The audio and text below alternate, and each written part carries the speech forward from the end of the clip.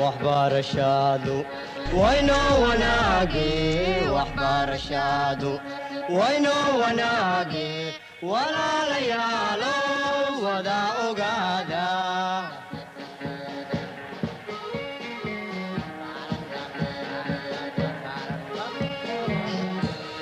وهي تعلينتا ودادة توسن وهي تعلينتا ودادة توسن. Assalamu alaikum, chers élèves.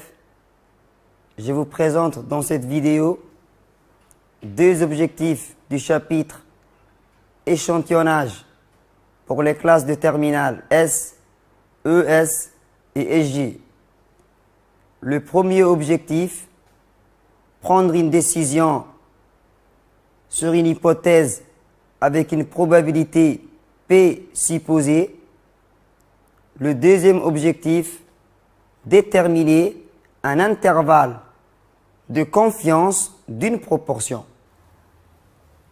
Ici, pour calculer un intervalle de fluctuation asymptotique au seuil de 95%, premièrement, on vérifie les trois conditions.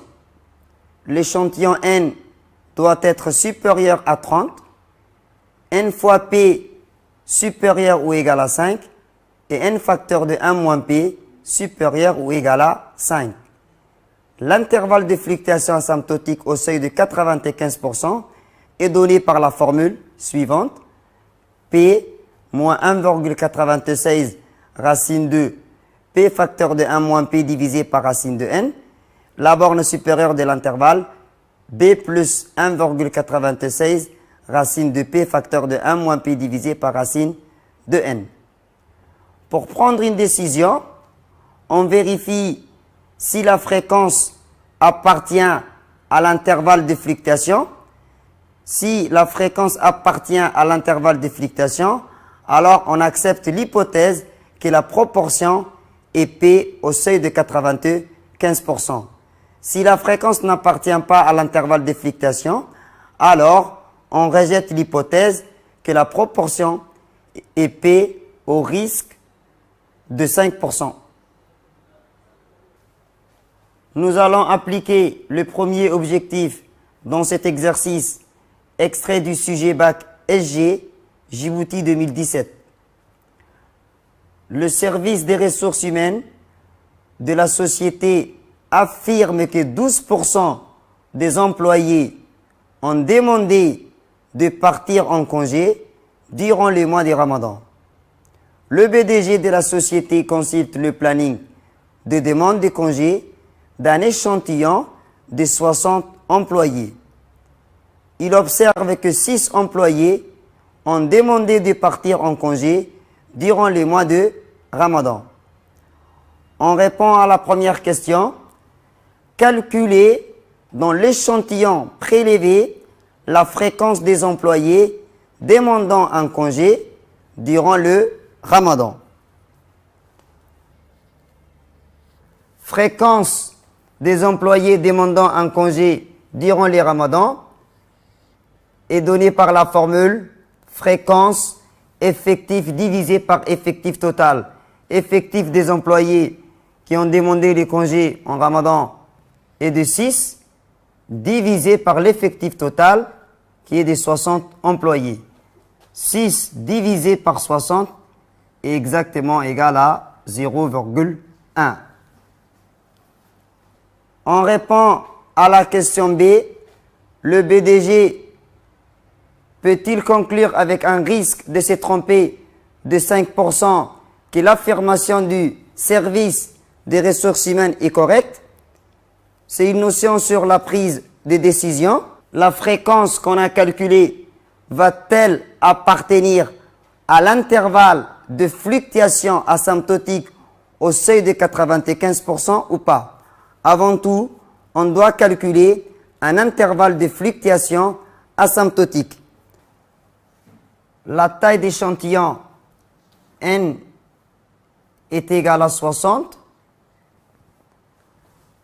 La probabilité supposée est de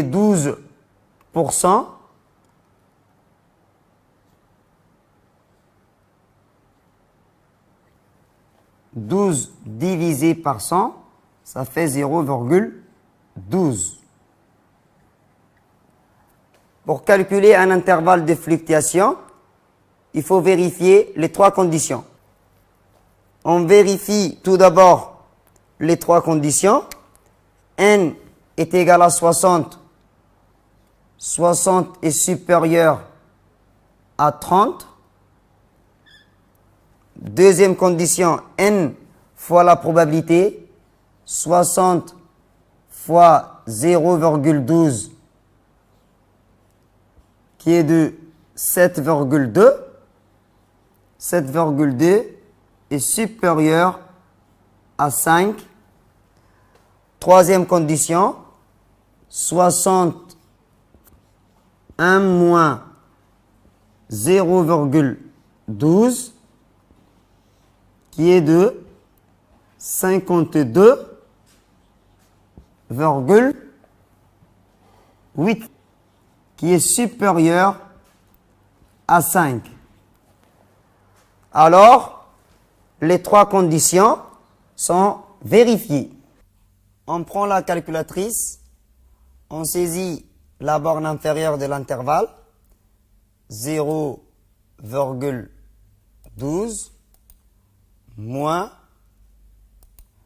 1,96 racine de 0,12 facteur de 1 moins 0,12.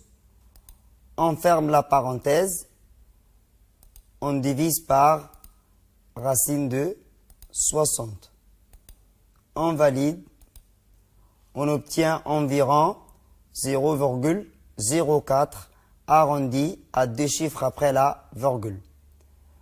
Pour la borne supérieure, c'est la même chose, 0,12 plus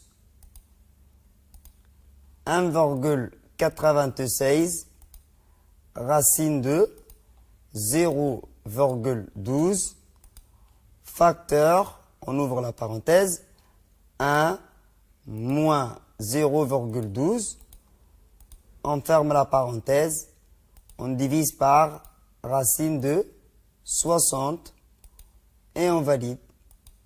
On obtient environ 0,20. Alors, intervalle de fluctuation asymptotique au seuil de 95% est environ égal la borne inférieure 0,04, la borne supérieure est de 0,20.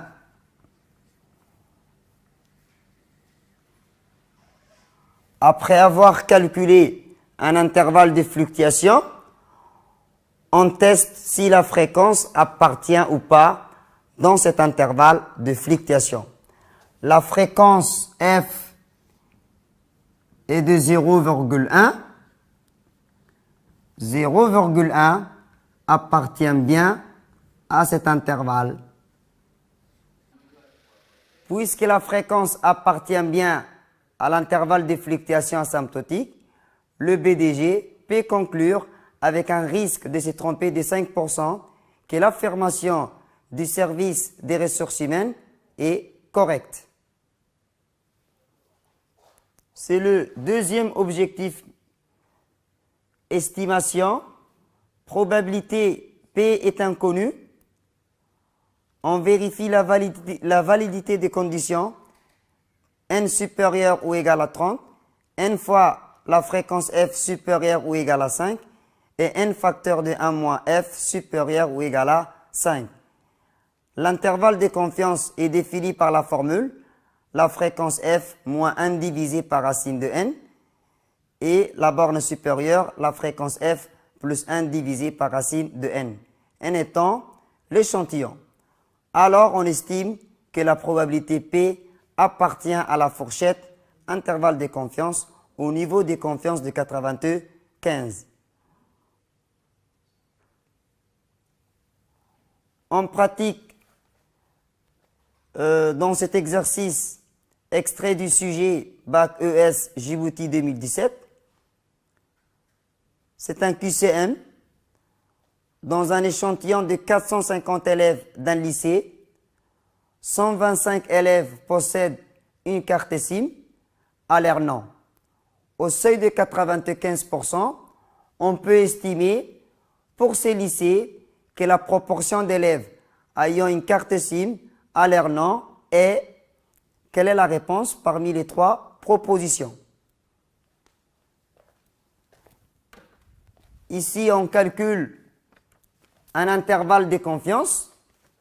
Tout d'abord, la taille d'échantillon N est de 450. La fréquence est de 125 divisé par 450, qui fait environ 0,278 si on arrondit le résultat à 3 chiffres après la virgule. Avant de calculer l'intervalle de confiance, on vérifie les trois conditions. N étant la taille qui est de 450 est bien supérieure à 30.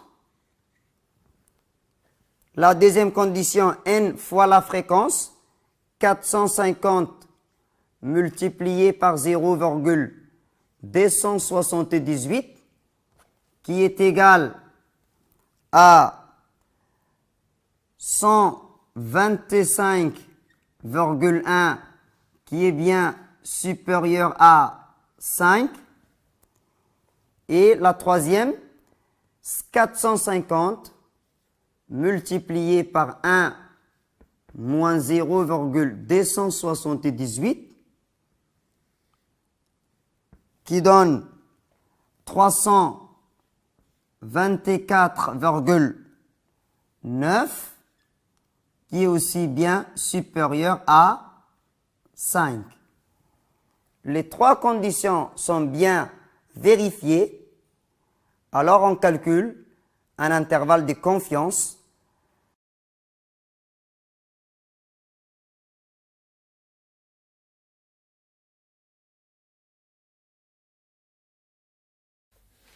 On passe à la calculatrice.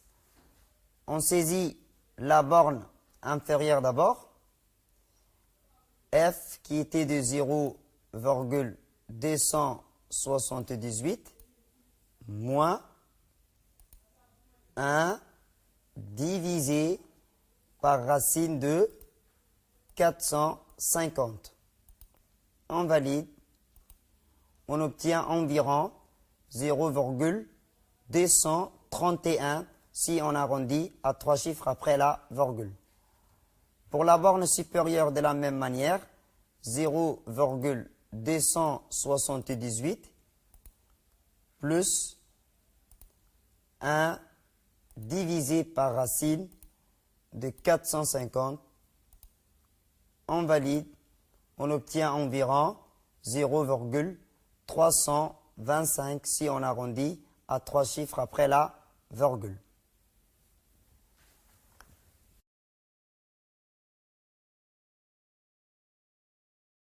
Alors, cet intervalle est environ égal. La borne inférieure par défaut est de 0,230 environ et la borne supérieure est de 0,325 si on l'arrondit à 3 chiffres après la virgule. La question portait sur un QCM. Parmi les trois propositions, quelle est la bonne réponse? Ici, la bonne réponse est la réponse A. La bonne